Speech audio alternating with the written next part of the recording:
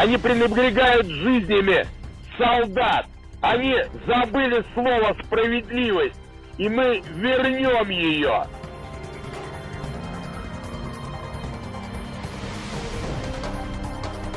Кто готовил вооруженный мятеж, встал на путь шантажа и террористических методов, понесут неименуемое наказание.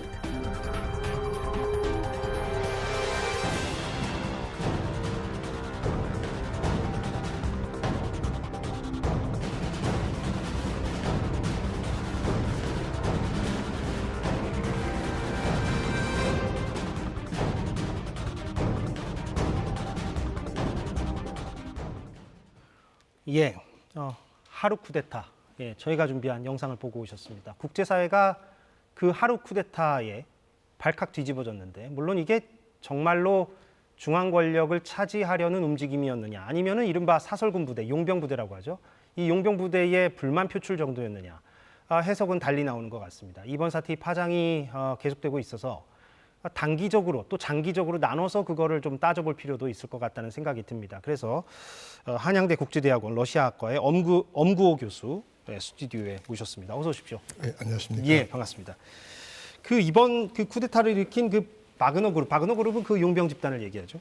거기에 이제 수장 예부게니 프리고진이라는 뭐 요리사 출신, 푸틴의 요리사 출신이라고 이제 많이들 뭐 보도가 됐으니까. 많이 됐죠. 예. 처음으로 공개 메시지가 나왔어요, 이틀 만에. 예, 그거 잠깐 보고 오겠습니다. Второй фактор. Мы шли для демонстрации своего протеста, а не для свержения власти в стране. 예, 항의를 위한 것이었고 전복을 위한 건 아니었다. 예, 저 입장에 대해서 어떻게 좀 보시는지요? 예, 어제 텔레그램으로 이제 나왔는데요. 우선은 이제 그 반란에 실패했고 또 해외로 망명해야 되는 입장에서 이제 좀 변명하는 말이었을 것 같습니다. 또한 이제 저 메시지 뒤에 이제 바그너 용병들한테 7월 1일까지 국방부하고 계약을 해라. 이제 그런 메시지가 들어 있는데 예. 사실 이번 반란을 촉발한 것이 그 국방부가 7월 1일까지 바그너 그룹 용병들을 전부 국방부에 계약을 해서 이제 국방부가 이제 공식적으로 관리하는 이제 부대로 관리를 하려고 하니까 이제 그렇게 되면 이제 프리고진의 영향력이 줄지 않겠습니까? 그래서 촉발된 건데 이제 와서 이제 용병들 보고 이제 계약을 하라고 하는 것도 저는 일종의 좀 패배의 뭐 사인이다 그렇게 보고요. 또 하나는 이제 저희가 좀 팩트를 따져볼 일인데 프리고진이 또 무슨 얘기를 했냐하면 그 게라시모프 지금 이제 참모총장이면서 이제 지난 1월부터 우크라이나 주둔 사령관을 이제 겸하고 있는데 게라시모프가 이제 수감자들을 충원하지 마라. 이제 그런 지시를 내렸기 때문에 이제 프리고진한테요. 네. 그래서 이제 프리고진 말로는 6월 18일까지 32,000명이 집으로 돌아갔고 10,000명은 바흐무트 전쟁에서 죽었다. 그래서 8,000명만이 남았고 이번에 반란에 참가했다. 이렇게 얘기를 했습니다. 예. 그러니까 만약에 이제 그게 사실이라면 8,000명으로 반란으로 모스크바를 공격한다는 건 어찌 보면 상당히 무모한 예. 행동이었기 때문에 어쩌면 지금 이제 본인 얘기가 뭐 좀 정부 전복보다는 항의. 좀 불만 표시다. 이제 그런 거를 좀 강조한 것 같습니다. 예. 그러면 그 불만 표시가 맞는 얘기일 수는 있겠군요. 방금 전에 얘기하신 그런 정황들이 맞는 거라면. 예, 그거는 이제 저는 좀 팩트는 앞으로 전부 하나하나씩 다 따져볼 일이고 예. 가능성은 있다고 생각을 하는 거죠. 예. 근데 프리고진이 행방이 지금 확인되지 않고 있어서 그렇습니다. 사실 뭐 푸틴이 가만 놔두겠느냐 이런 관측도 있고 네. 당장 뭐 어떻게 하지는 않을 것이다 이런 얘기도 나오고 근데 또 BBC 보도를 보니까 그 용병들 사이에서도 지금 불만이 높아서 뭔가 용병들이 돌출 행동을 벌일 수도 있다. 그렇죠. 뭐 이건 다 예상이라서 사실은 어떻게 점치기는 맞습니다. 쉽지 않습니다만 이 프리고진의 어떤 미래 어떻게 보십니까? 이제 프리고진이 로스토프나 도누를 떠나는 거는 이제 포착이 됐는데 이제 예. 그 위에 행방이 묘연하죠. 이제 제가 프리고진에도 지금 고민이 굉장히 많을 것 같습니다. 이제 왜냐하면 엊그제 이제 그 검찰이 프리고진에 대한 수사가 종결되지 않았다. 이제 그런 말이 나왔고, 그러니까 이제 혹시 자기가 벨라루스로 가게 된 합의가 지켜질 것인가, 그 좀 불안해할 수도 있을 것 같습니다. 그리고 잘 아시다시피 벨라루스하고 러시아는 제일 가까운 동맹이고 예. 두 지도자도 또 엄청 가까운 예, 관계이기 친하죠. 때문에 예. 과연 벨라루스에서 자기 목숨을 유지할 수 있을까? 그래서 이제 일각에서는 벨라루스를 가더라도 곧 제3국으로 망명할 거다. 이제 그런 얘기도 있었고, 또 오늘 제가 하나 보도에 주목을 했는데 예. 오늘 미국 국무부가 이제 프리고진의 인도를 요청하겠다라고 했습니다. 그거는 이제 프리고진이 2016년 미국의 대선에 연루되는 바람에 미국에서 기소가 된 것이거든요. 그런데 지금 벨라루스는 그게 이른바 트럼프 러시아 내통설을 말하는 거죠. 예, 그 선거 때 예. 이제 관여했다는 거죠. 관여했다는 거죠. 예. 트럼프가 당선된 선거. 네, 그렇습니다. 그런데 지금 벨라루스는 미국하고 범죄 인도 이제 협약이 안 돼 있으니까 예. 어쩌면 일각에서는 벨라루스로 가지 않고 미국이나 좀 유럽 서방 세계로 혹시 망명하지 않을까? 예. 좀 그런 좀 생각도 하고 있는 것 같습니다. 예. 그럼 교수님이 아까 물론 그 프리고진이 이끌었던 그 용병단의 규모를 설명하시면서 언뜻 뭐 내비치긴 하셨습니다만 종합적으로 봤을 때 이번 1.1 쿠데타는 말 그대로 중앙 권력을 차지하려는 게 아니라 어떤 용병 그룹이 가지고 있던 기존의 불만들, 그 불만들은 언론에서 보도하기로는 뭐 국방부와의 갈등 문제도 있고 뭐 월급 문제도 있고 여러 가지 뭐 또 군수품을 제대로 조달받지 못했다는 얘기도 나오는 것 같고 심지어는 러시아가 이 용병 그룹을 공격했다는 얘기도 있고 여러 가지가 나오는데 교수님이 종합적으로 보셨을 때는 항의와 불만 표시 차원이었다 그렇게 해석을 하십니까? 이제 촉발이 됐을 때 이제 금요일 저녁에 이제 로스토프 나 돈으로 남북 관구 사령부를 점령하러 들어갈 때는 예. 저는 이제 표면적으로는 아마 그런 지금 말씀하신 대우 불만이나 여러 가지 또 국방부의 갈등 그런 거에 대해서 좀 감정적으로 좀 심하게 반응을 해서 좀 무모한 행동을 했었던 것 같습니다. 예. 그런데 이제 아시다시피 일부 국민들의 좀 호응이 있었고 또 SNS상에 상당히 이제 또 지지한다는 또 그룹들도 있고 해서 아마 이제 거기에 조금 이제 자극을 많이 받았던 것 같고 그래서 이제 확실한 의사를 표명하기 위해서 모스크바 200km까지 진격을 했는데 이제 뭐 여러 여론도 이제 키릴 대주교나 여러 사회 문학의 인사들이 이제 국민 통합을 요청하고 또 용병들 돌아가라고 또 요청하고 이렇게 하면서 여론이 이제 바뀌게 됐거든요.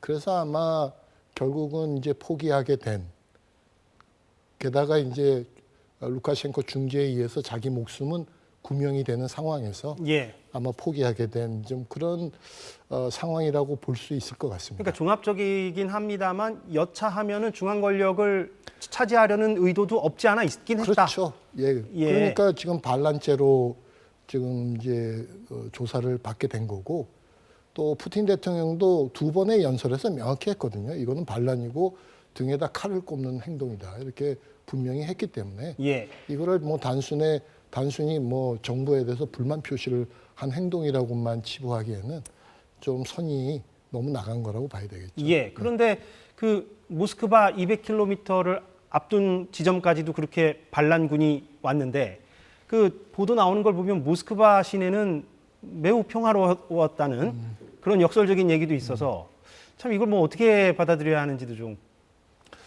예.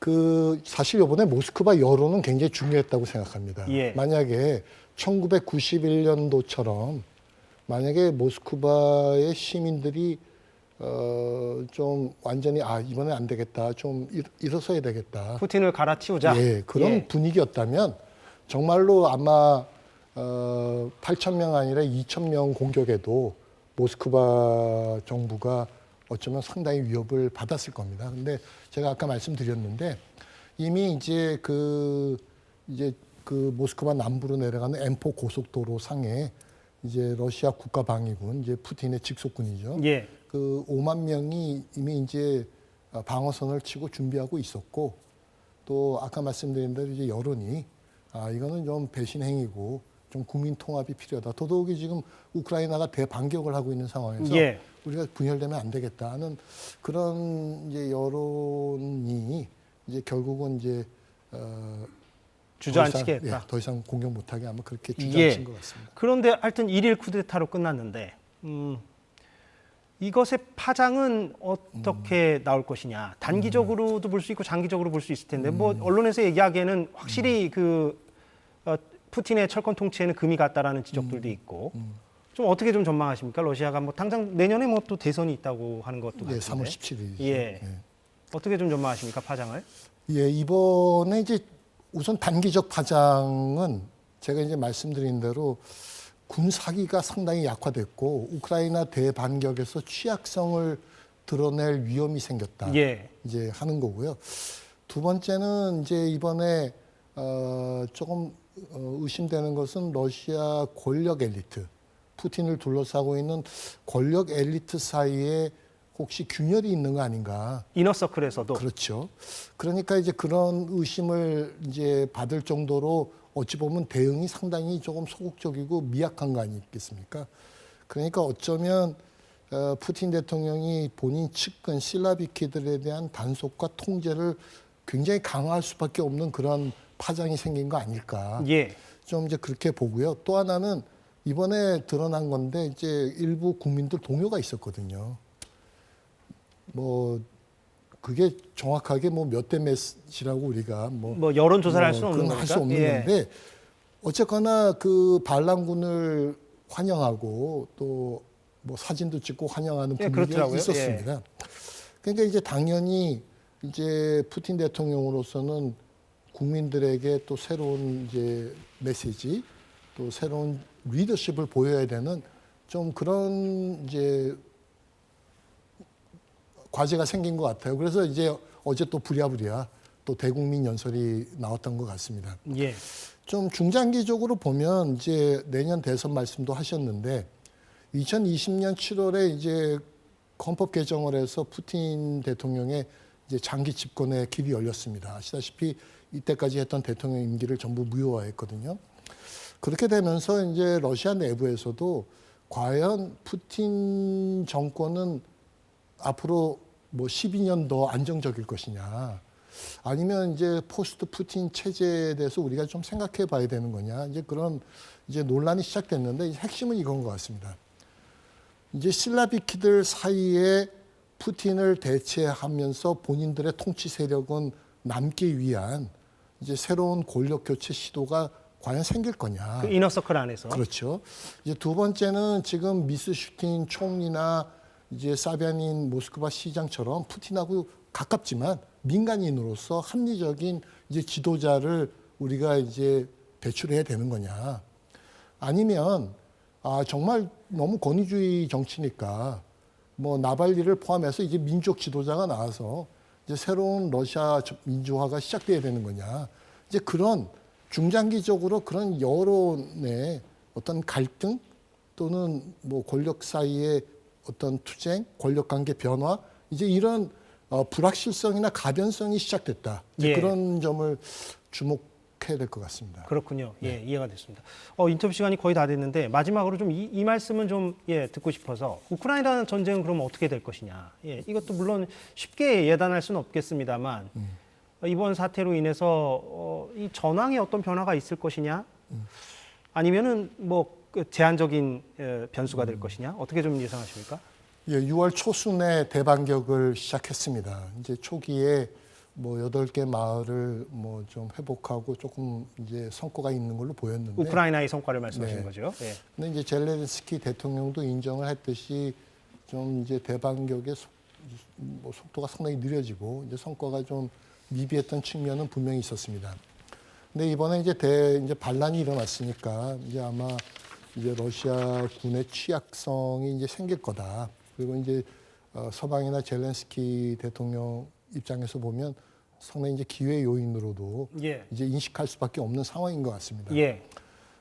이때까지 이제 시간은 이제 우크라이나 내에서 전쟁을 치르는 우크라이나 국민들의 어떤 고통과 압박을 생각해 보면 이때까지 시간은 러시아 편일 수도 있었는데 이제는 어쩌면 이제 그 시간은 이제 우크라이나 편이 될 수도 있는 이제 그런 상황으로 인식하는 것 같습니다.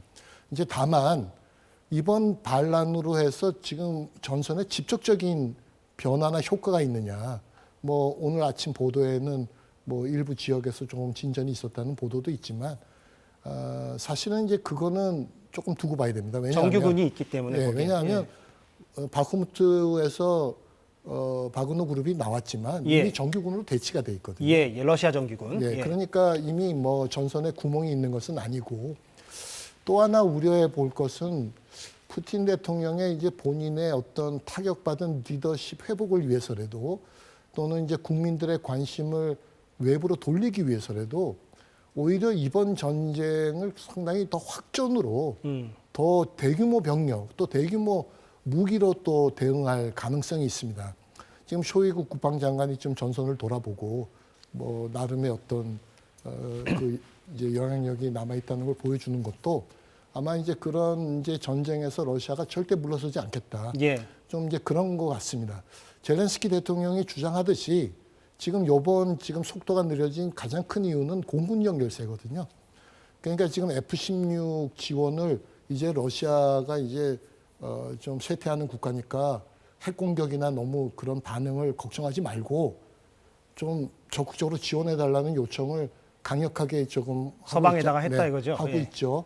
게다가 이제 나토에서도 당장은 가입을 못 시키더라도 분명한 좀 가입 절차를 해달라는 거니까 이제 그 저는 F-16이 지원될 수 있느냐, 파일럿들을 빨리 교육시키고 좀 정말로 게임 체인저 무기가 들어올 수 있느냐, 이제 그런 거에 따라 또 전황이 바뀔 수 있기 때문에 예. 아직은 이제 전쟁을 좀 지속한다고 보고 우리가 좀 이제 변화 가능성을 주목해봐야 될 것 같습니다. 예, 무슨 말씀인지 알겠습니다. 오늘 인터뷰 여기서 마무리를 하도록 하겠습니다. 엄구호 한양대 교수였습니다. 고맙습니다. 예, 고맙습니다.